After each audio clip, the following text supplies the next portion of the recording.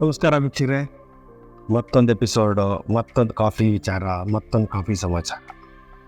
ಇವತ್ತು coffee cherry ಅಂದರೆ ಏನು, ಕಾಫಿ ಪಾರ್ಚ್ಮೆಂಟ್ ಅಂದರೆ ಏನು, ಏನಿದು ಎಲ್ಲೋ ಕೇಳ್ತಾ ಇರ್ತಾರೆ. ಏನಿಂಗಂದರೆ ಒಂದು ಸಣ್ಣ ಫರ್ಮೆಂಟೇಷನ್ ಪ್ರೊಸೆಸ್, ಅಂದರೆ ಕಾಫಿನ ಹೆಂಗೆ ಪ್ರೊಸೆಸ್ ಮಾಡ್ತಾನೆ ಒಬ್ಬ ರೈತ ಅನ್ನೋದೇ ಎರಡು ವಿಧಾನಗಳು. ಕಾಫಿ ಚೆರಿ ಅಂದರೆ ಏನಾಗುತ್ತೆ, ಹಣ್ಣನ್ನು ಕಿತ್ತಿದ ಮೇಲೆ ಅದನ್ನು ಹಾಗೇ ಒಣಗಿಸ್ತಾರೆ. ಹಣ್ಣು ಕೆಂಪಗಿರುತ್ತೆ, ಅದು ಹಂಗೆ ಕೆತ್ತಿ ಅವತ್ತೇ ಒಣಗ್ಸಕ್ಕೆ ಹಾಕೋದು, ಅದನ್ನು ಕಾಫಿ ಚೆರಿ ಆಗುತ್ತೆ. ಕಿತ್ತಿದ ಹಣ್ಣನ್ನು ತೊಗೊಂಡೋಗಿ ನೀರಿನ ಟ್ಯಾಂಕ್ನಲ್ಲಿ ಹಾಕ್ತಾರೆ ನಮ್ಮ ರೈತರು. ನೀರಿನ ಟ್ಯಾಂಕ್ನಲ್ಲಿ ಹಾಕ್ತಾರೆ. ಎಷ್ಟು, ಒಂದು 36 ಗಂಟೆ ಹಾಕ್ತಾರೆ, ಕೆಲವರು 72 ಗಂಟೆ ಹಾಕ್ತಾರೆ. ಅದು ಹಾಕಿದ ಮೇಲೆ ಮತ್ತೆ ಸಿಕ್ಕೆ ತೆಗಿತಾರೆ, ಆಮೇಲೆ ಅದನ್ನು ಒಣಗಿಸ್ತಾರೆ.